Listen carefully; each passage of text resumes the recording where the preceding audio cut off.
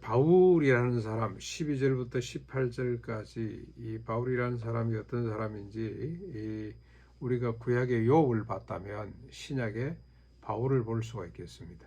십자가 부활 이전 사람과 이후 사람 나눠서 볼 수가 있겠고, 십자가 부활 이전에 어떻게 하나님이 인간에게 복을 주셨는지, 그리고 십자가 부활 이후에는 어떤 복을 주시는지 볼 수가 있겠습니다. 그 대표적인 인물 가운데 한 사람이 이 바울이 아닌가. 개인적으로 십자가 부활 이전과 이후를 동시에 경험하고 이렇게 기록에 남긴 사람이죠. 성령의 감동으로 썼습니다만은, 바울은 자신을 지지하고 돕기 위해서든지 사랑하고 착한 선한 동기에서든지 아니면 자신을 괴롭히고 무시하기 위해서든지 자신을 투기와 질투심과 분쟁으로 하든지, 아무튼 전해지는 것이 복음이고 그리스도라고 하면 기뻐하고 또 기뻐하겠다고 말하고 있습니다. 참 일반적으로 우리가 이렇게 잘 안 되는데, 바울은 지금 자기를 괴롭히기 위해서든지 아니면 자기를 돕고 지지하기 위해서든지 어떤 방도든지 그리스도만 전거된다면 나는 기뻐하겠다 하는 겁니다. 우리가 이런 대통령 만나면 참 기쁠 텐데, 여당이 됐든 야당이 됐든 자기를 지지하기 위해서든 자기를 공격하기 위해서든 국가가 국민이 복을 받고 국민이 행복해진다면 나는 무엇이든지 수용하겠습니다 하는 그런 대통령 우리가 부재를 못했는데, 바울은 그런 사람입니다. 왜 그렇습니까? 19절부터 21절에 왜 이런 사람이 됐는가, 왜 그러는가. 첫째는 빌립보 성도들의 기도와 성령의 도우심으로 구원에 이르게 한 것을 알기 때문에, 자기는 이미 구원받았기 때문에 세상에서 어떤 것보다도 세상의 영광이든 고통이든 그걸 초월할 수 있는 천국을 이미 소유한 사람이기 때문에 그렇고, 두 번째는 바울의 유일한 소원은 아무 일에든지 부끄럽지 아니하며 살든지 죽든지 자신의 몸에서 그리스도가 존귀케 되는 것. 십자가 부활 이후에는 자신이 사는 것이 아니고 자기 안에 그리스도가 살았기 때문에, 우리 갈라디아서 2장 10절에 보았듯이 나는 죽고 내 안에 그리스도가 살았다고 고백한 바울입니다. 그렇기 때문에 자기는 어떤 수모를 당하거나 어떤 지지를 당하거나 중요한 게 아니고 그리스도가 존귀케 된다면 모든 것 다 감당할 수가 있고 수용할 수가 있다, 그렇게 밝히고 있습니다. 진정한 자기 부정의 모습이라고 생각합니다. 누구든지 나를 따라오려거든 자기를 부인하고 자기 십자를 지고 따라야 될 것이니라고 하신 하나님의 말씀, 우리 주님의 말씀이 바울을 통해서 실현되고 있구나, 이렇게 구체적으로 실현되고 있구나 하는 걸 느끼게 됩니다. 나는 죽고 내 안에 사는 것이 그리스도니 차라리 나는 죽는 것이 더 유익하다. 사나 죽으나 내 몸에서 내 삶을 통해서 내 존재를 통해서 그리스도가 존귀케 된다면 기뻐하고 또 기뻐할 뿐이다 라고 고백하는 이 고백이 우리의 고백이 되었으면 좋겠습니다. 될 줄로 믿습니다. 그럼에도 불구하고 22절로 24절까지 육신에 있다는 것의 의미는 뭔가. 나는 차라리 지금이라도 떠나서 천국 가고 싶고 주님께 가고 싶은데 내가 이 땅 위에 육신을 갖고 살아야 될 이유가 뭐냐, 내가 육신으로 이 땅에 있다는 의미가 뭐냐, 어떻게 이해를 했습니까? 성도를 위해서 일할 것이 있다는 겁니다.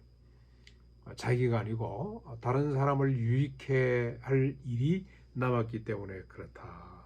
성도를 위하여서 할 일이 뭔지 25절부터 30절에 쭉 밝히고 있는데, 자신이 존재한다는 것, 살아있다는 의미, 성도를 위해서 복되게 하는 일이 뭐냐, 그리스도 안에서 성도의 자랑이 자신으로 말미암아 풍성해지는 것. 빌립보 교회가 큰 자랑거리가 된 것처럼 자기로 말미암아 다른 성도들의 자랑거리가 그리스도 안에서 더 많아지는 것. 그리고 복음에 그게 또 뭐냐를 설명을 하는데, 복음에 합당하게 사는 것, 한 마음으로 복음의 신앙을 위하여 협력하는 것, 대적하는 자들을 두려워하지 않는 것, 그리스도를 위하여 은혜 받은 대로 주를 믿을 뿐 아니라 주를 위해서 고난도 달게 받도록 하는 것. 네, 이게 육신으로 있는 의미, 성도를 복되게 하는 의미입니다. 네, 그리스도를 위해 고난받는 것은 바울을 통해서 보고 들은 바로 성도라면 필연이다. 반드시 그렇게 살아야 된다라고 이야기를 하고 있습니다. 복음과 함께 고난을 받으라. 바울 서신에 보면은 성도의 필연적인 삶 가운데 하나가 그리스도 때문에, 복음 때문에 고난을 받는 거죠. 무슨 말입니까? 하나님의 나라는 주님이 시작하신 하나님의 나라, 우리가 교회를 통해서 각자 삶을 통해서 이루어가야 될 하나님의 나라는 세상과 근본적으로 다르기 때문에 하나님의 나라에 있다는 것, 하나님의 나라를 추구한다는 것 자체가 고난일 수밖에 없습니다. 세상적으로 볼 때는 고난입니다. 그러나 하나님 편에서 볼 때 이 고난은 내가 제대로 믿고 있다는 증표입니다. 증표.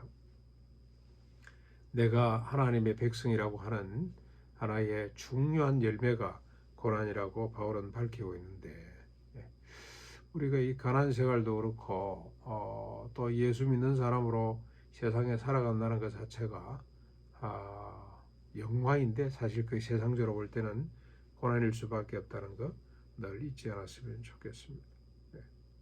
그러면서 이제 그리스도 안에서 우리가 하나님 앞에 풍성하게 사는 게 뭐냐, 바울이 성도를 위해서 하는 일이 뭐냐, 복음에 합당한 삶이 뭐냐 하는 걸 또 쭉 1절부터 4절까지 설명을 하고 있는데, 권면하는 거죠. 그리스도 안에서 서로 권면하는 것, 사랑하는 것, 위로하는 것, 성령 안에서 교제하는 것, 긍휼히 여기고 자비를 베푸는 것, 이런 것들을 행할 때 한 마음을 품고 하는 겁니다. 허영이나 다툼으로 하지 않고 겸손한 마음으로 자기보다 남을 더 낫게 여기는 심정으로 우리가 이런 것들을 힘쓰는 것, 그게 바울이 육신 가운데 있어서 성도를 위해 살 일이라. 성도가 맺어야 될 구체적인 열매, 하나님 앞에 자랑이 되는 것이 뭐냐, 이런 것들입니다. 권면하고 사랑하고 위로하고 성령의 교제를 나누고 긍휼을 베풀고 자비를 베푸는 것. 이러기 위해서 또 하나 중요한 덕목이 우리에게 필요한데, 바울이 지적해주고 가르쳐주는 것, 남을 나보다 더 낫게 여기는 것, 그리고 자기를 돌아볼 뿐 아니라 남의 일을 돌아보는 것, 이것이 필요하다고 가르쳐주고 있습니다. 이 욥의 세 친구들이 이런 마음을 품었더라면, 욥이 나보다 나은데 왜 저렇게 고통을 당할까? 같이 하나님 앞에 무릎을 꿇고 하나님의 뜻이 뭡니까? 그래서 하나님의 큰 칭찬을 받고 더 큰 복을 받았을 텐데, 욥보다 자기들이 더 낫다고 생각을 하고, 세 친구들 사이에 또 누가 더 말을 잘하냐 가지고 경쟁을 했겠죠. 남보다 자기를 더 낫게 여김으로 막장 드라마를 쓸 수밖에 없었던 것이 인간임을 욥기를 통해서 봤는데, 신약 성도의 성품은 뭐냐?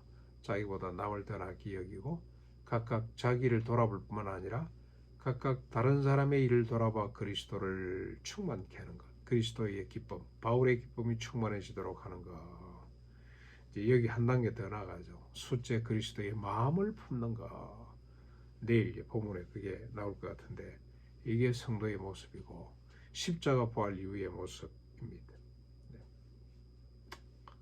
사나 죽으나 그리스도가 존귀케 되는 것. 내 안에 사는 것이 그리스도이기 때문에 차라리 죽는 것이 더 유익이라. 이렇게 고백할 수 있는 하루가 되고 남은 삶이 될 수 있기를 바랍니다. 이것이 구원의 구체적인 실제적인 열매고, 이상이 아니라 영적 현실이라는 사실을 우리가 잊지 않고 살았으면 좋겠습니다. 같이 기도하겠습니다. 바울처럼 그렇게 한번 고백할 수 있기를 바라고, 이런 믿음을 달라고 기도했으면 좋겠습니다. 첫 번째 기도고, 두 번째 기도는 가난이 이 시대 하나님의 뜻을 깨닫고 실천하는 아름다운 공동체가 될 수 있도록 해 주십시오. 세 번째 기도 제목, 우리 박인창 어르신 이강록 씨, 송 실장, 우리 백현이 구원을 위해서 한번 기도하겠습니다. 이들도 빨리 예수 믿고 구원받고 우리와 같이 하나님의 나라를 논하고 하나님을 찬양하는 삶을 허락해 주십시오. 네 번째 구국 기도입니다. 덜 벌어 덜 쓰는 세상이 되도록 교회가 앞장서도록